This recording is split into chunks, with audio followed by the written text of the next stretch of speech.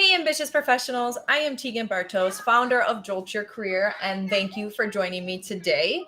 Go ahead, if you're tuning in live, drop where you're tuning in from in the comments, say hello. And if you are watching this on replay, throw that hashtag replay team in the comments. I am going to dive right into what we are talking about today because 30 minutes is not much time to cover such a juicy topic. Today, I have a very special guest to discuss what's really holding people back with leveling up in their career. Paul, good morning. Good morning. It's family day here as we I think are both wrapping up our Thanksgiving holidays with family. But I am so excited to be here with the LinkedIn family here and to share some really interesting insights and actionable insight here today. Absolutely. Yes. For those of you tuning in, Paul is at an Airbnb visiting some family. I've got grandma here and my son at home so he could have some extra time with grandma while she's in town. And so, if we have little ones appearing in this episode, as a leader, I am sure you understand family comes first and work comes second. And so, let's go ahead and dive right in. So, um, Paul, you know this topic best because you have an incredible story. So let me put you on the big screen. Um, no, you on the big screen, and go ahead and share with the audience what your story is and why you're such a badass at talking about this topic. Yeah, I appreciate that too. Hopefully I can live up to those kind words there. But yeah, I've had such an interesting career. Was a sports guy growing up, so super motivated and driven. Loved that stuff. Had no idea what I was doing when I got into the career space, and was just very fortunate early on to have some great mentors. And I worked at a great company that, I saw that they had professional development, leadership development, really cool things that they were doing, and they had a leadership program. And talk about drinking the Kool-Aid. I was wearing the shirts, drinking the Kool-Aid. I did everything. Like I really wanted to be a part of that. And it was funny, we just had the Olympics, and for me, it was kind of my my Olympic moment, or really my Olympic heartbreak, because 3 years, into that job, working really hard. I mean, literally doing everything that you could think of, like nights and weekends. I literally started a professional development committee, all sorts of things. And when it came down to interviews and selection for the program, I didn't get it, and that was that devastating moment, kind of like Olympics, where you're working for 4 years, and either you make it to the Olympics or you don't. And there's also very few winners in the Olympics, and a lot of people that don't win. And so those experiences and those things can be the best learning experiences in your life. And so I was very fortunate to learn, from an amazing coach. When you want to give up, when you want to give in, and you don't want to go anymore, and there was a moment in my life where it was like that. And I went to the coach, and he's like, Paul, he's like, these are moments when, one's faced with adversity. And, in those moments, one's true character comes out. And he just asked me, he's like, well, what's your true character, Paul? Are you a quitter, or are you somebody that, digs your heels in and works harder and figures it out? And I was like, I'm not a quitter. I don't want to start that at the beginning of my career. I don't want to be known for that. That is not who I am. And so I dug my heels in, and I figured it out. It took a little bit of a moment to recover from the devastation, so to speak, but then I used that as motivation and drive to figure things out in my career. And so I, had a very different experience than maybe most people do with their, career, with this big setback. Although I had done really amazing things in the first 3 years. And so I applied and interviewed at like 100 places. And in the first 75 or so, it didn't go so well. Much like a lot of people that maybe tune it in, right? Like, you get to the final rounds, you're going through 6, 7 rounds of interviews, and then you get the dreaded, like, rejection. And so at some point I was, kind of threw my hands up in the air. I'm like literally willing to try anything. figured a few things out. And then the next 30 companies I interviewed at, I got 25 offers. And That's a so lot of competing offers. You finally figured it out.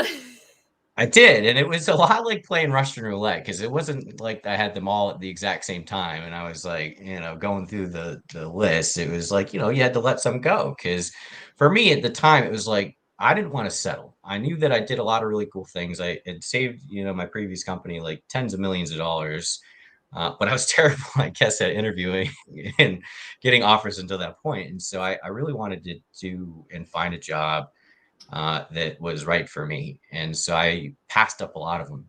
And I didn't pick the one with the most money. I picked the one that I felt was right.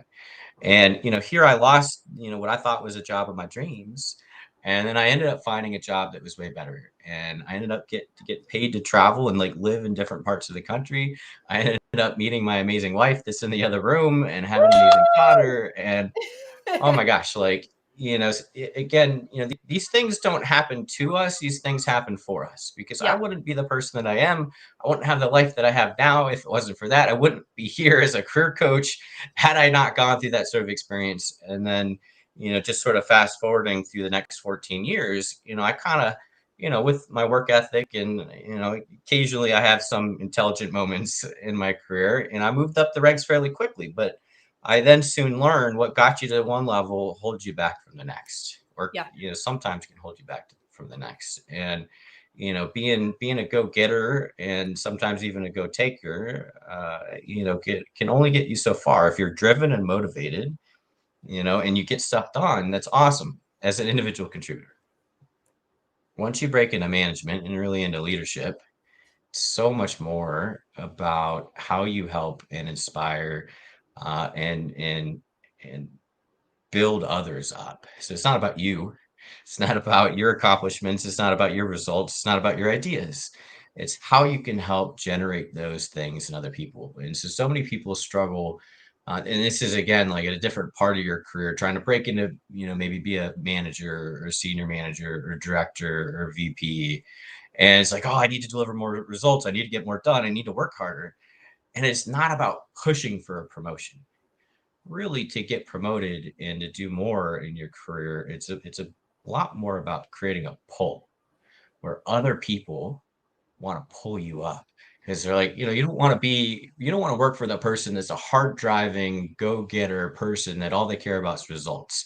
You Right. want to work for somebody that cares about people, cares about relationships, cares about culture, cares about other people, and enabling them, through training, through support, through management, through setting a high bar, through pushing them, for them to achieve more and grow more, in a team and in an organization. And that was really hard change for me to learn. Here being this motivated, driven guy that thought, with hard, smart work, you could accomplish anything. And it was through some amazing work coaches and some amazing mentors that it transformed my life. Broke that ceiling that I had, above me. Because I really wanted to be, in leadership and add more value and help more people. And so, to cap off the story there, Tegan, I'm here today because that was such a transformative experience for me, and it elevated me so much, in my career and really as a person, that I'm here now, because I really want to help other people, achieve those same things. Which is amazing. You just dropped so many gems in that story. So before I recap, let's say good morning to some people. So let's see. Morning. Hey, Mark. Varsha tuning in all the way from India. We got Shelly, who's also in a warm state right now. I think she's in Florida. We've got Anna. Hey, good morning. So all great things. Okay, let's recap your story. So for those of you who are just turning in, make sure you go and watch the replay because Paul has a really cool story. But he talked about a couple of things that he sought out opportunities to grow and develop. and he didn't get it. After all that hard work and all that above and beyond, he still didn't get the job. So he looked elsewhere, went through hundreds of applications to get 25 some offers, which not all of them were the right place for him, because not only was he being interviewed, he also interviewed the company. So he felt confident enough to say, no, this isn't the best fit for me, until eventually he found the best fit for him, said yes, was rapidly promoted, um, had help with coaches and mentors along the way, which are so underrated, which we could go on a whole entire tangent about this. But it's ironic how coaches are accepted in certain industries and aren't in others. If you're in Silicon Valley, you have a coach, like the Millionaire Coach. If you haven't read it, it's fantastic. They all have coaches. Sports teams all have coaches, executives all have coaches. But when it comes to an individual contributor looking to break into leadership, or a mid to senior level leader looking to break into the C-suite, it's sometimes people don't think about those things. So I love that you brought up that you leveraged coaches and mentors. And then you also mentioned that what got you to that first level of leadership wasn't what got you to the next level, or the next level, or the next level. You constantly had to reinvent and upskill various competencies based on what level you were at, because that is what was important in those roles. So there's a brief recap of all of that, which is so many gems there. So let's go ahead and dive in. You've, I don't know, let me see, have like over 10,000 followers on LinkedIn, and just started with your business in this year, right? Yeah. Let me share a couple things, because I think this would be helpful to set the stage a little bit. And so, the short story that I shared, I'm gonna dive into a few things of how I approach things. But I wanted to set the stage a little bit, right? So I talked a little bit about my journey, but what I want to share is, when you look at, the trajectory and the speed at which I did it in. So I, share my age, 35. When I was 34, I was managing an organization of 150 to 2,000 people. I was literally, when you look at my age in terms of the income that I was making, the scope and the things that I was doing, the top 1% of the entire US, which is, the best, or, most prominent country in the world. And so I was doing a few things right.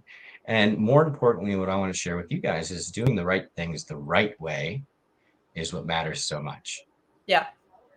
And so I just share that to set the stage a little bit, because again, it matters, one, who you're learning from. You tend to want to learn from people that have had the success that you want to learn from. And I didn't even realize a lot of those things until I sat down and tried to, kind of baseline things. But I hear from people all the time. And I want to hear your thoughts on this too. And Teague is amazing at what she does. And so I'm so lucky to have her as a friend and a collaborator here. But I talk to so many people, and so many people say, you know what, Paul, like I can't beat the ATS systems. Like I need a better resume. And it's like, well, tell me about your, what's going on. Like, oh, well, I'm in a place and there's no growth, and, I just, I need to find someplace else. And I've applied to like 50, 75 places and I'm not getting anything. And I'm like, all right, well, let's peel the onion a little bit there. What are the underlying problems? So I hear, okay, most people, I have a resume issue or I have an interview issue. I'm either not getting interviews or I'm getting interviews and I'm not getting offers. But so many times it's the things underneath that, right? Well, why are you applying anyways? Okay, well, I'm not progressing in my career. Well, why not? Because the things that are holding you back there will also potentially hold you back, from getting the new job. And then if you get in the new job, the same things that you're upset about or you're struggling with in the new job, are they going to be this, very likely the same things that you were struggling with at the old job. And so, so much of this is, again, peeling that onion and understanding what are the root problems.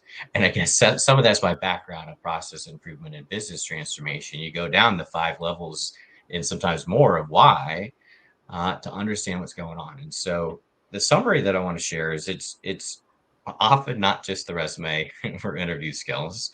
Often it's mindset, it's communication skills, it's ability to connect, intellect, it's the ability to market yourself, it's ability not to look at the things that you think are great about yourself, but the things that really are going to resonate, with the hiring manager. What are the problems that are keeping them up at night and Yep. the outcomes that they need? And so, I share all that because, again, you know, doing the right things the right way really matter. And I love that you brought up coaches. I'll just share one more example, and I want to get your thoughts. So I'm a bit of a numbers guy, a data guy, that's helped me be very successful in life. And so when you think of a sport or something where there's a lot of numbers, so golf, right? There's a lot of numbers in golf. They literally track everything. And so, you think of Tiger Woods, right? Or even, Michael Phelps or Jeff Bezos, Elon Musk, these people that are ultra successful, in their various areas. They're doing the right things the right way. And like you said, they often have lots of coaches and people, a whole support system helping them do that. And so you take golf. And so Tiger Woods, and unfortunately, he's been having health issues and all sorts of things like that lately. One of the best golfers of all time, at least in our era. And so when you look at the statistics of how much better he was than everybody else in terms of shots, in terms of accuracy, in terms of putts, in terms of all of those things added up, I guess I'll ask you, first, how much difference do you think that was? I don't watch golf. I Yeah, know it's about okay. the fares and I know about like various clothing, but that's about as much as I know about Tiger Yeah. Woods. I'm so sorry.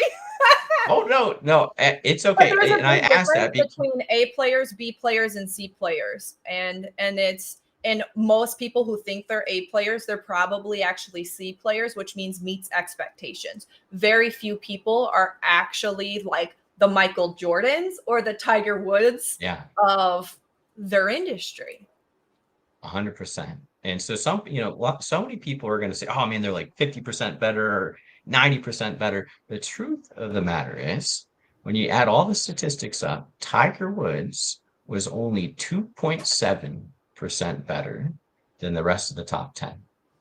But the 2.7% better in skill and shots and putts and all those things that golfers do, for those that know about golf or don't know about golf, he earned 7 times more money, so 700%, and he won 5 times more, 500% than the rest of the top 10. So that 2.7% better resulted in 700 or 7 times more money and 5 times more wins. And so I share that because at the end of the day, doing the right things the right way, which is why you want to work with a good coach, a good resume writer, somebody that can support you, is because when you think about that, right? Like every job, there's about 5 candidates, but only one person gets the job offer.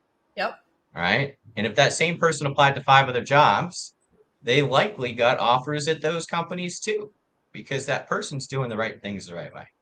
And so that's one of the things that I learned in my experience going through all those failures in terms of job interviews until then figuring it out, because I literally was getting job offer after job offer after job offer. And then, throughout my career, then being able to hire people and bringing on the best of the best people, again, you start seeing, like, I mean, I had the cheat sheet because I was hiring people, right? And then I Yep. was also the guy that, was being interviewed for big roles and things like that.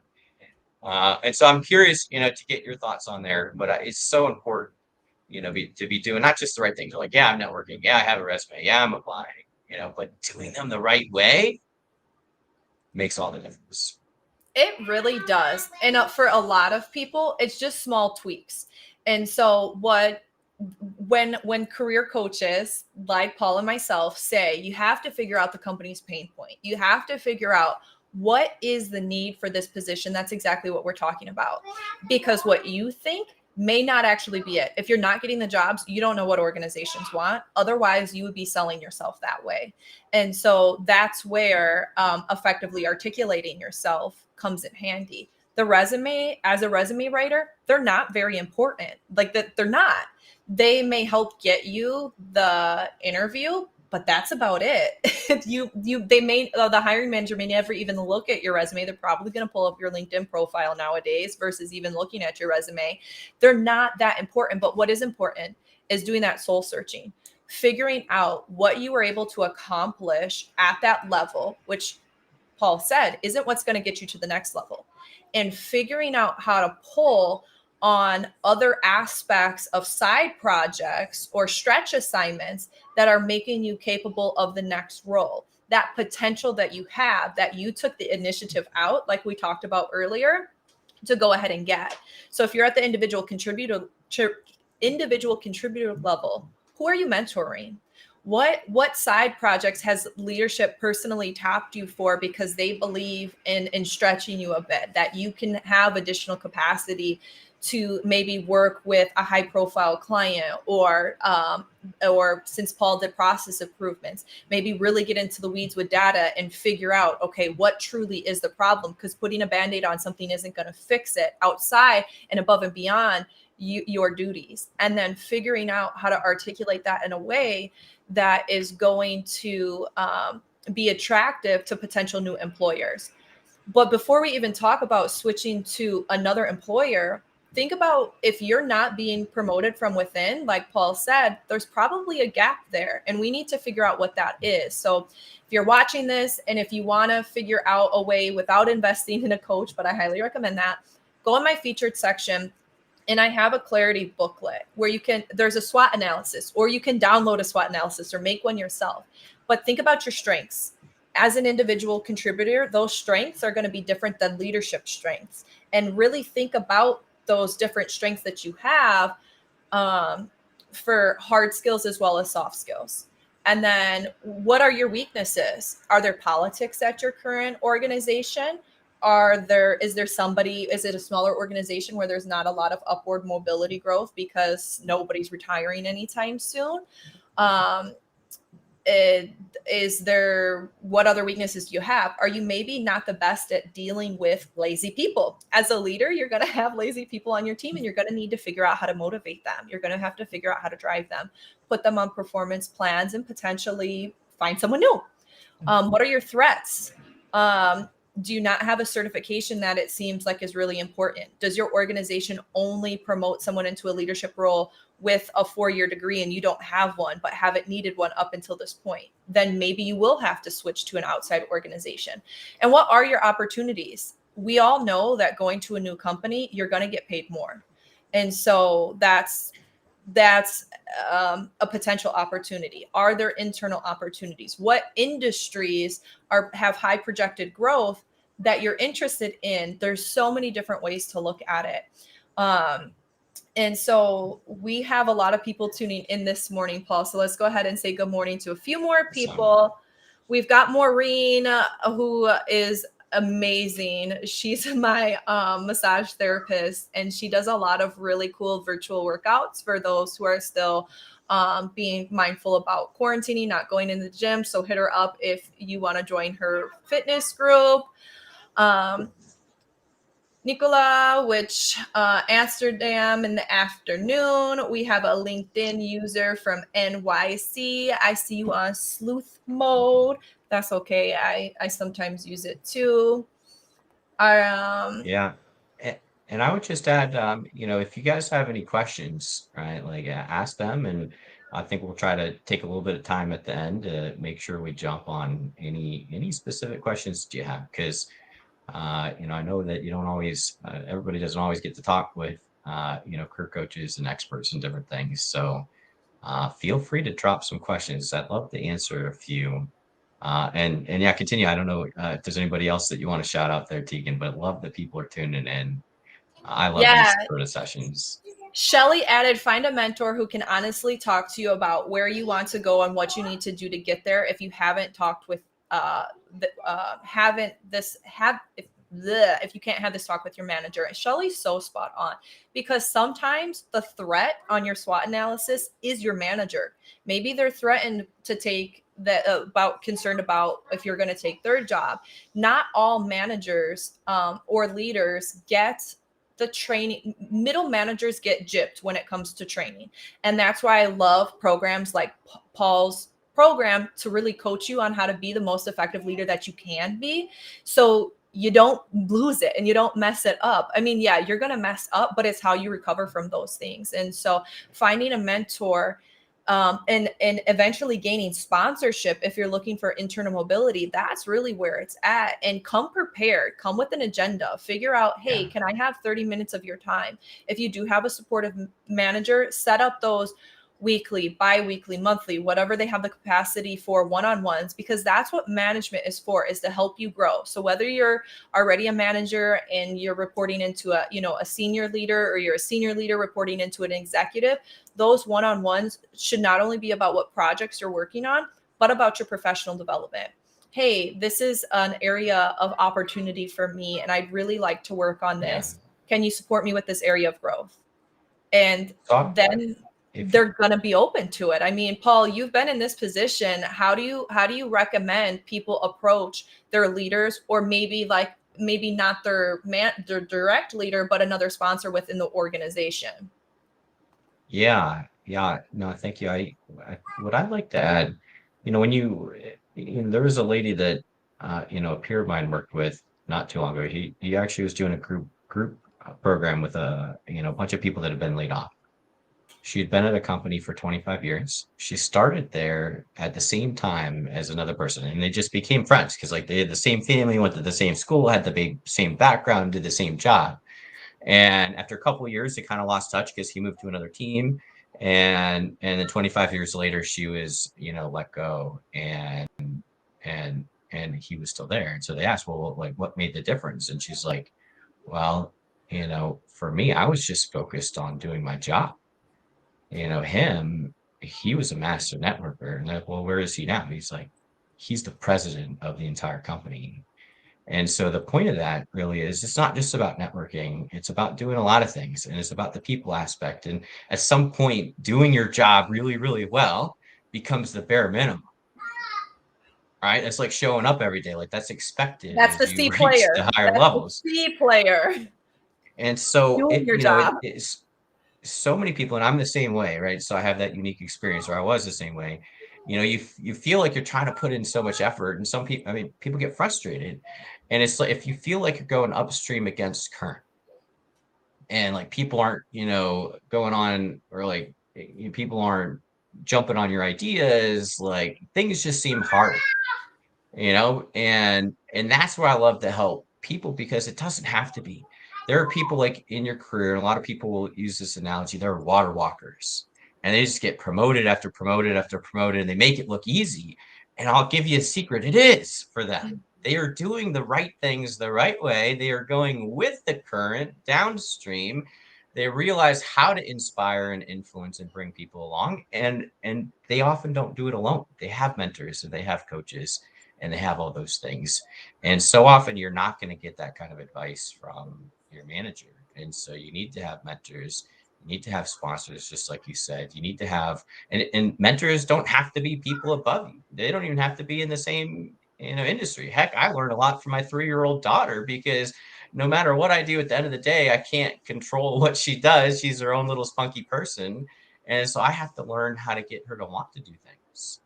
And Yep. so much of that is saying, is true in the business world too.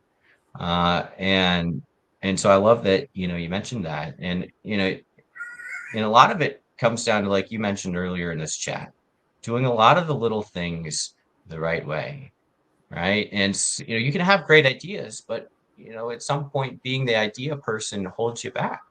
You have to be the person that can inspire and help other people come up with ideas. Because if I were to tell you to go do something, Tegan, and I was your boss, or a coworker, you'd be like, all right, like maybe, or like no. But if I asked you questions and help you come up with the same idea, it might even be better with the things that you bring to the table and the perspectives that you have. And you're like, yeah, we should do that. And then I'm like, yeah, like I can't think of anybody better than you to own this. Like that would be amazing. And Yeah. now you're excited. It's your idea. So you feel ownership of it. And you want to do it. Now it doesn't matter that you might have to work a little extra or do a little bit more, because you want to do it. Yep. And so that's where it becomes easy, because it's not about having the great ideas or all the answers and solutions, which can be hard and stressful to try to like live up to that all the time. It's about working with the people that you have and bringing out the best ideas and collaborating. And so I don't know if you have anything to add to that, but I'm curious to It's get your easier said than insights and done. perspectives. I think it's so much easier said than done. And for some of those water walkers, they have it down to a science. For some of us who don't have it down to a science, practice and you will get there in it, and then you will have it down to a science. And of course you'll, you know, pivot as you go and trial and error and things like that, but it's totally possible. And I love that Shelly added, you have to be open to feedback, because nobody's going to want to sponsor you if you're being argumentative, if you're not open to constructive criticism. You have to want that growth. And in the post where I posted about this, some of the things that are holding people back is you don't seek out new learning opportunities. That is what motivated you on your leadership journey, is you had the opportunity, you had leadership opportunities at the organization you were working at, and excelled at it, thrived at it, didn't get the position, and then went elsewhere for an organization who could see that value and learned a lot about those missing puzzle pieces that you didn't know along the way of those 100 applications that didn't go anywhere, which it takes time to figure those things out, or you can work with a coach and catapult how quickly you can figure those things out. Yeah. But if your organization doesn't have opportunities for learning, go get them yourself.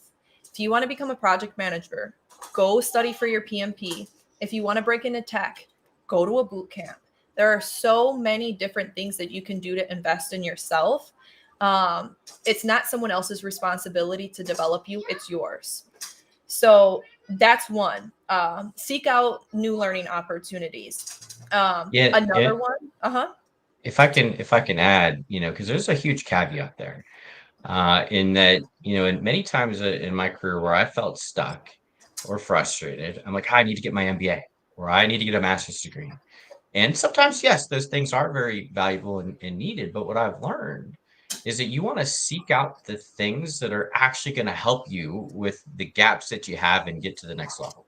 And Yeah. very often it's not the things that you're going to learn in an MBA program or a master's degree. It could be from a boot camp. I took Dale Carnegie training, like the thing Warren Buffett always talks about. And I actually became a coach of that to help people, because it was so fun. And it was so great to see how people just blossomed when they I learned a love lot their of those little, program. and yeah, just got out of their shell. And so like so much of this, like you can learn this stuff. It took me a long time and a lot of frustration and heartache, but persistence and grit and, finally getting people to help. But a lot of this is like nobody goes from here to here, like not with a master's degree, not with a boot camp, not even with a coach. The thing is, what you do is you have to take a lot of rapid improvements, right? It's just step by step by step by step by step. And that's where having that feedback and the coaching and the support of mentors and coaches and other people allow you to get from where you're at to where you want to be, really quickly. But it takes that uncomfortable action, breaking out of your comfort zone and taking that action. And so I love what you said, but I just wanted to add the caveat that it needs to be tied to the skill or the gaps that are going to help you get to the next level you really want. Exactly. You Yep, know, 100%. Like leaders, for example, oftentimes struggle to effectively articulate themselves with others, and that is something that you can hire a public speaking coach for. So Lauren, if you can tag Brendan in the comments, I would love you for that. Good morning, Lauren. Brendan is one of her speaking coaches, and he helps leaders with their presentation skills. And so, yeah, it doesn't need to be an MBA, like you said. It doesn't need to be, it might not necessarily be a certification, but if your weak spot is communication, focus on working on communication. You don't need to hire someone. You can watch YouTube videos all day and read books all day and learn things and improve and practice on them. It just speeds it up when you get support, and maybe you know someone who can support you. So seek out learning opportunities if you want to level up in your career. Participate in industry groups. In my field, as a resume writer and career coach, I need to stay up on current trends. In any industry is the same way. Tech changes, what is it, like every 15 months, it's all new technology and stuff like that again. And so you need to be aware of what's going on, because when I was a reduction in force manager, project managers from Sears were not hireable. There was no one, Sears failed. No one is going to want to work with you. And so if you're a part of different industry groups, you can know what's going on in outside organizations, outside of your own culture. Because if you're a leader who's been with an organization for, the past 10, 20 years, it may be difficult to break into a new industry or a new organization because you're so rooted in your organization's culture. So level up by joining industry groups. Level up by asking for promotions and raises and negotiating your salary. Like Paul said, he didn't take the job offer that offered the most money. It was other factors as well that he considered. But if you don't ask, you're not going to get. And the majority of people don't negotiate. So definitely want to encourage that, right? Yeah. And One of I'll add one thing there, yeah, that I think is really important.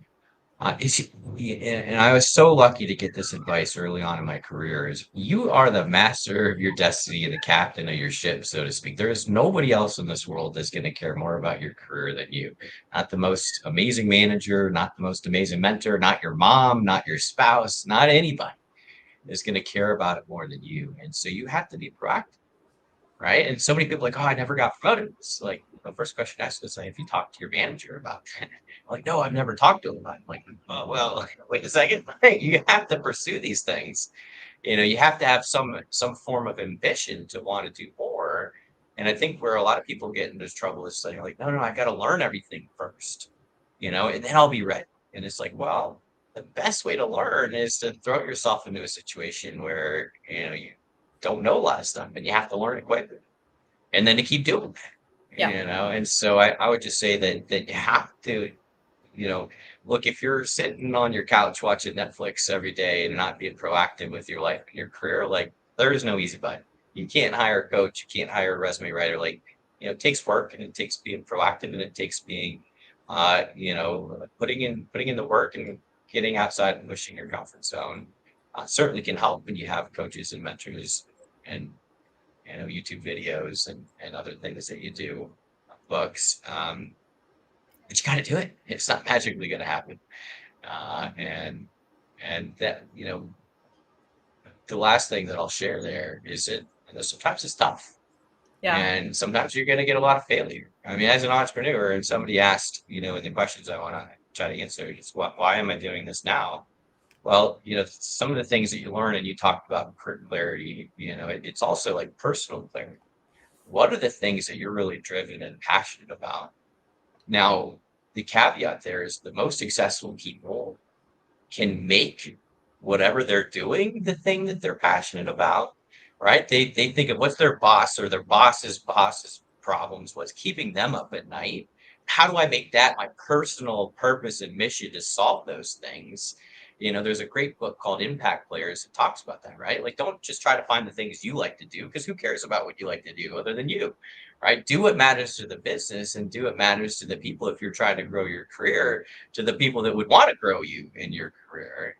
And so Impact Players is a really good book, and that's one of the things that I've done that really helped me be successful. But the question really was, why am I doing this now? Well, a big part of it was I've always been an entrepreneur. Right, that's been in my blood, it's in my heart. But we didn't have this kind of stuff 14 years ago. And now we have LinkedIn and all these amazing things. And really, I went through this amazing life transformation with a coach and mentors. And it was so impactful on my life and my career and everything, that, for me now, I've always been an impact player, but this is now really congruent and aligned with who I am. And so it really doesn't feel like work at all any day. I love this. I love helping transform people's lives. Literally, like, you see the light bulb and the insight go off, and you know that their world will never be the same again from that yes. moment. And I just absolutely love doing this on a daily basis. Same. Those aha moments are like, yes.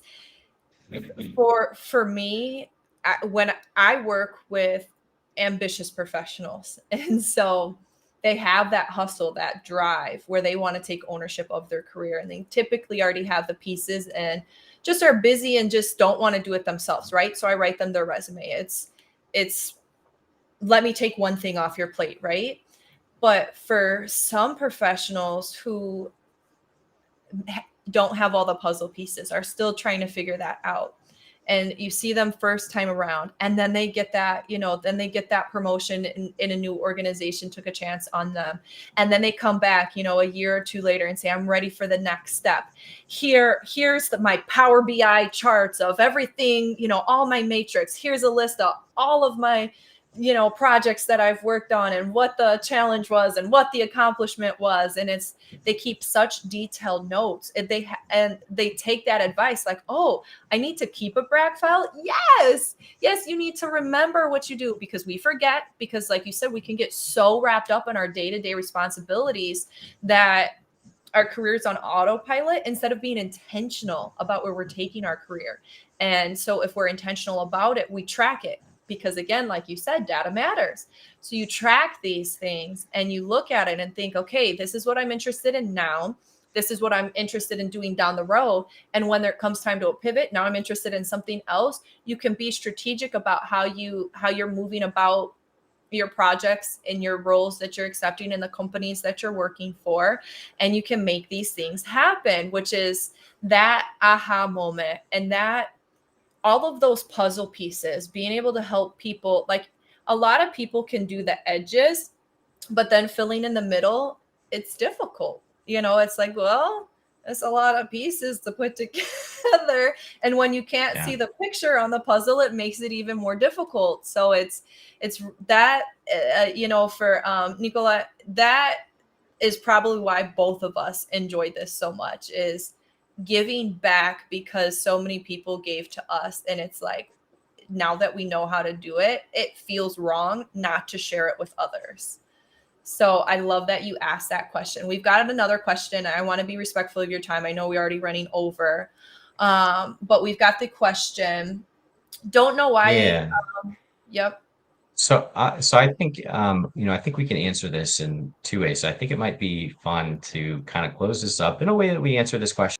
I have something in mind, but I think would be really valuable to people is, today's discussion was all about, what's really holding you back in your career. And so I'd love to hear your best advice for what you've seen with the people that you've worked with. And I know you've worked with a lot of high profile executives, managers, directors, all sorts of people. What would you say is the one thing that you've seen hold, people back the most, and what can they do?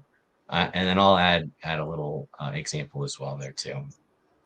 And the clients that I work with who are feeling stuck, it's typically because they're not living with intention and prioritizing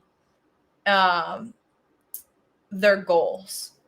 And so it's really easy to get wrapped up in the day to day. And it's very difficult to prioritize yourself.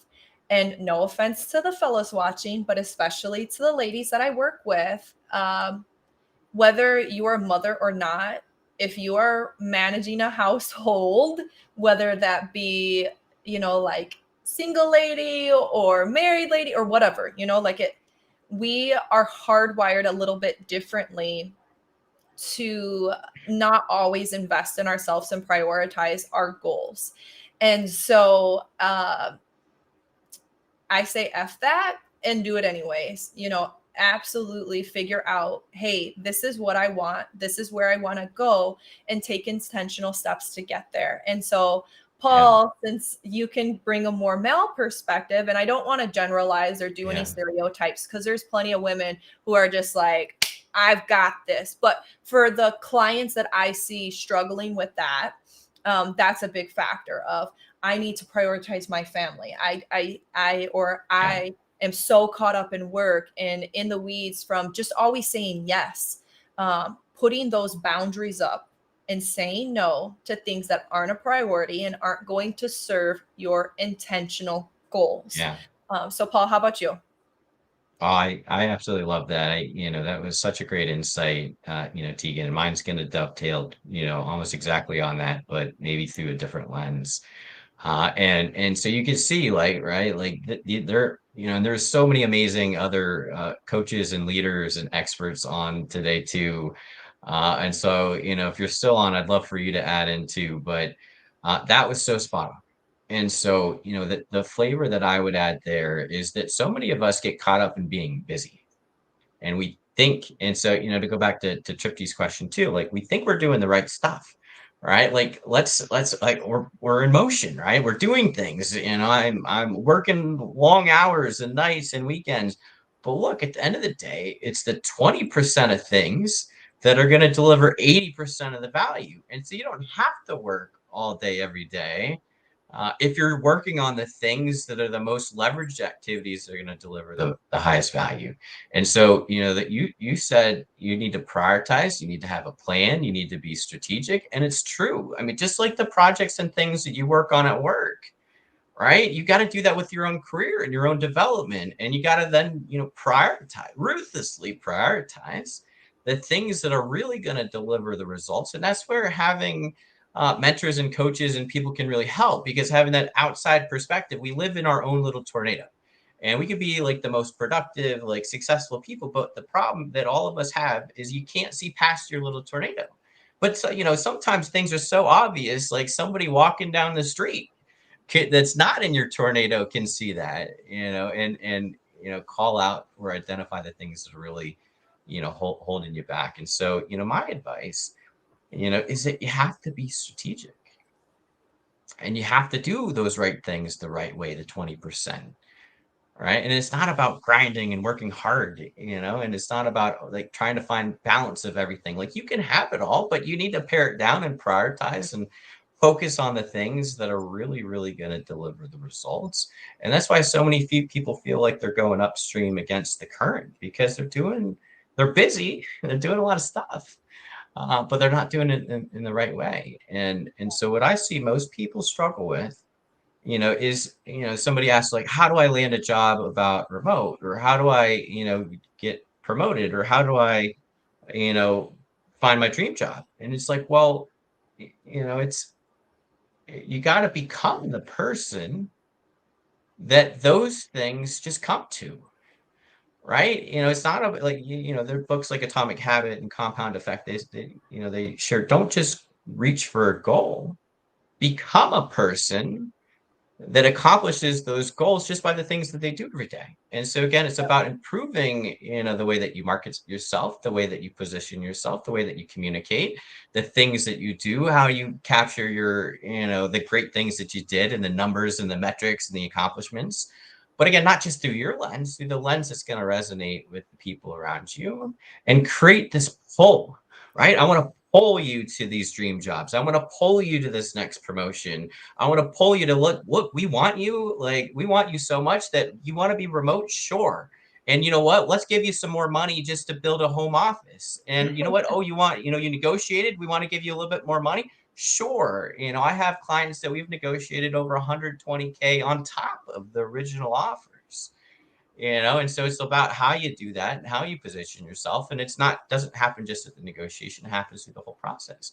When people really want you, they really want you. And so that's my best advice, is don't try to reach this goal that seems unattainable. Become the person that just does those things through their day to day.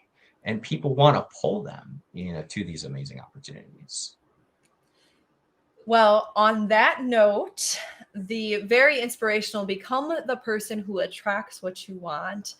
I am going to recommend Paul's LinkedIn page for Level Up. Go ahead and follow that. You're welcome to follow Jolt Your Career as well. I don't use the page very much, but here in this next year, I'm going to be a little bit more active on it. At least I'm going to try.